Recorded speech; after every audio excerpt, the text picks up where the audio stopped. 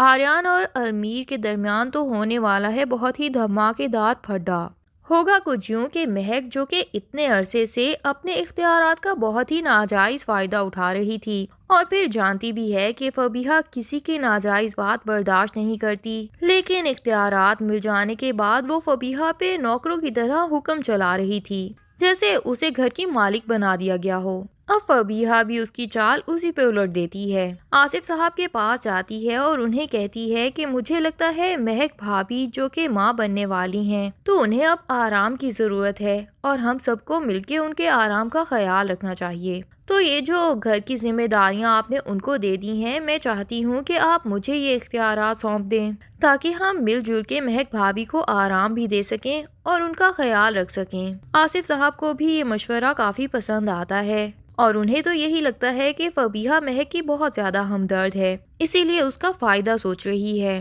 وہ بھی فوراً سے مہک کو بلوا لیتے ہیں تاکہ اسے اپنا فیصلہ سنا سکیں۔ یہاں مہک جب آتی ہے اور فبیہہ کو آصف صاحب کے کمرے میں پہلے ہی موجود پاتی ہے تو اس کا دل تو تبھی کھٹک جاتا ہے کہ ہو نہ ہو فبیہہ نے لازمی کوئی نہ کوئی حرکت ضرور کی ہے۔ آصف صاحب اپنی بات شروع کرتے ہیں اور مہک سے کہتے ہیں کہ مہک بیٹا، تمہارے لیے ہم نے ایک فیصلہ لیا ہے کہ گھر کی ذمہ داریاں تم نے بہت اچھے سے سنبھالی تو ہیں، لیکن تمہارے اوپر اتنا زیادہ بوجھ ڈالنا مناسب نہیں رہے گا۔ تو میں نے اور فبیہہ نے مل کے یہی سوچا ہے کہ اب یہ ذمہ داریاں فبیہہ سنبھال لے تاکہ تمہیں آرام کا موقع ملے ایسی حالت میں۔ فبیہہ اس کے بعد مہک سے ہاتھ ملاتی ہے اور بہت ہی زیادہ شیطانی قسم کی مسکراہٹ اس کے چہرے پہ ہوتی ہے۔ اس کے بعد مہک سے کہتی ہے کہ مہک بھابھی، آپ بالکل فکر نہ کرنا، اتنے دنوں میں آپ نے اختیارات ملنے کے بعد مجھے جو کچھ سکھایا ہے میں بالکل ویسے ہی چلوں گی۔ مہک کی تو شکل سے ہوائیاں ہی اڑ جاتی ہیں۔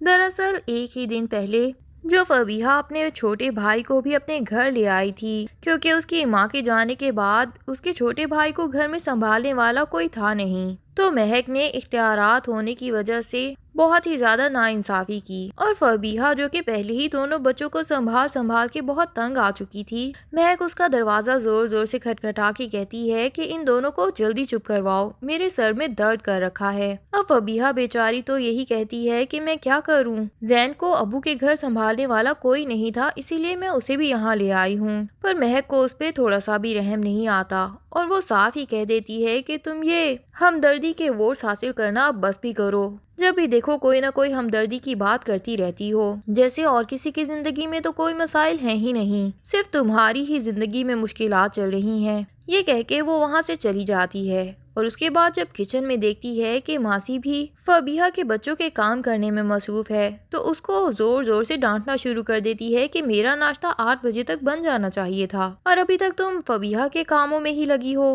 اب اس ماسی کو بھی یقیناً مہک کی باتیں بہت بری لگ رہی ہوں گی، اور جب اختیارات فبیہہ کے ہاتھ آ جائیں گے تو ماسی بھی فبیہہ کے ساتھ ہی مل جائے گی۔ فبیہہ جو کہ کھانا شانا لگواتی ہے تو مہک وہاں پہ آ جاتی ہے اور پھر سے کوئی بدمزگی کرنے کی کوشش کرتی ہے تو فبیہہ اسے کہتی ہے کہ میں اس ٹائم کھانا لگوا رہی ہوں، آپ یہاں سے چلی جائیں، اور انجانے میں وہ ہاتھ لگاتی ہے تو مہک کو دھکا لگتا ہے اور وہ گرنے والی ہو جاتی ہے۔ اتنے میں ہی پیچھے سے جو آریان آ رہا ہوتا ہے تو وہ تو فبیہہ کے اوپر ٹوٹ پڑتا ہے کہ تمہیں پتا بھی ہے کہ مہک پریگننٹ ہے اور اس کے باوجود تم اسے گرانا چاہ رہی تھی، یہ تربیت ہوئی ہے تمہاری، اور بہت ہی اول فول بکنے لگ جاتا ہے۔ مہک بھی آگے سے سنا دیتی ہے کہ یہ ہمارے بچے کو مارنا چاہتی ہے، اس لیے جان بوجھ کے مجھے دھکا دے رہی تھی، حالانکہ سب لوگ جانتے ہیں کہ ایسا کچھ نہیں ہوا اور مہک جھوٹ بول رہی ہے۔ فبیہہ چاہے کڑوی بات کرتی ہے اور اپنے اوپر ظلم برداشت نہیں کرتی،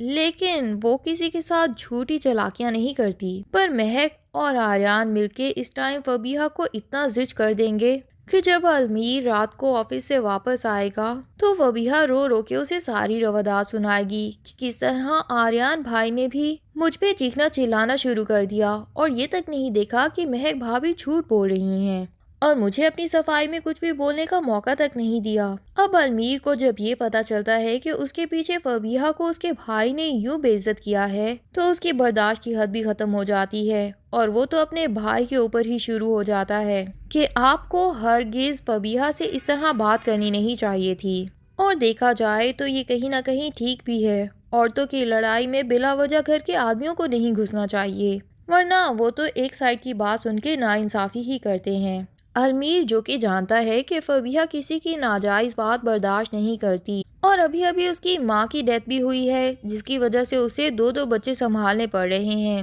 اس کے باوجود وہ مہک بھابھی کی بہت سی ناجائز باتیں اسی لیے برداشت کر رہی ہے کیونکہ المیر نے اس سے ریکویسٹ کی ہے۔ اب جب وہ دیکھتا ہے کہ میری بیوی کی اتنی قربانیوں کے باوجود اس کے ساتھ سب لوگ اتنی زیادتی کر رہے ہیں تو یہ بات اسے بالکل برداشت نہیں ہوتی اور وہ تو آریان بھائی کا گریبان تک پکڑ لیتا ہے۔ وہ تو اینڈ ٹائم پہ آصف صاحب وہاں پہ پہنچ جاتے ہیں اور ان دونوں کی ہاتھا پائی رکوا دیتے ہیں اور پھر ان کی اپنی طبیعت ہی خراب ہو جاتی ہے۔ شاہویر اور ایمان انہیں ان کے کمرے میں لے جاتے ہیں اور صوفے پہ بٹھا کے پانی شانی پلاتے ہیں۔ وہ ان دونوں کو ہی بتانے لگ جاتے ہیں کہ میں تو شکر کرتا ہوں کہ امبر اس دنیا میں نہیں رہی، ورنہ اگر آج جو بھی کچھ ہوا ہے یہ وہ اپنی آنکھوں سے دیکھتی تو وہ شاید برداشت نہ کر پاتی۔ ابھی تو آصف صاحب دوبارہ سے وہ دکان خریدنے کے چکر میں تھے جس میں وہ اپنے تینوں بیٹوں کے ساتھ مل کے کاروبار کرتے تھے۔ یہ تو شکر ہے کہ آریان نے صحیح وقت پہ صحیح فیصلہ لیا اور آصف صاحب کو صاف ہی بتا دیا کہ میری تو اچھی خاصی جاب چل رہی ہے اور میں یہ جاب نہیں چھوڑنا چاہتا، تو ہمیں دکان فوری طور پہ خرید لینے سے بہتر ہے کہ کچھ عرصہ سوچنے کا موقع دیا جائے۔ ہاں یہ الگ بات ہے کہ شاہویر اور ایمان کے درمیان کے معاملات تو کافی بہتر ہوتے نظر آ رہے ہیں۔ ایمان جو کہ آفس جانے لگی ہوتی ہے اور اس کی گاڑی خراب ہو جاتی ہے تو وہ وہیں سے واپس آ جاتی ہے۔ اب شاہویر اسے آفر کر دے گا کہ چلو میں تمہیں آفس چھوڑ دیتا ہوں اور ایمان کو نہ چاہتے ہوئے بھی شاہویر کی آفر قبول کرنی ہی پڑے گی۔ اس کے بعد شاہویر اس سے گاڑی کی چابی لے گا کہ میں تمہاری گاڑی کی مرمت بھی کروا دوں گا، تم کہاں میکینکس کے پاس بیٹھی رہو گی۔ تو ایمان کو پھر سے نہ چاہتے ہوئے شاہویر کی مدد لینی ہی پڑے گی اور کبھی نہ کبھی ایسی چھوٹی چھوٹی باتوں سے ہی شاہویر اس کا دل دوبارہ سے جیتنے میں کامیاب بھی ہو جائے گا، کیونکہ شاہویر نے اب سچے دل سے ٹھان لی ہے کہ وہ ایمان کی ناراضگی دور کر کے ہی رہے گا اور اس کا بھروسہ دوبارہ سے جیت کے رہے گا۔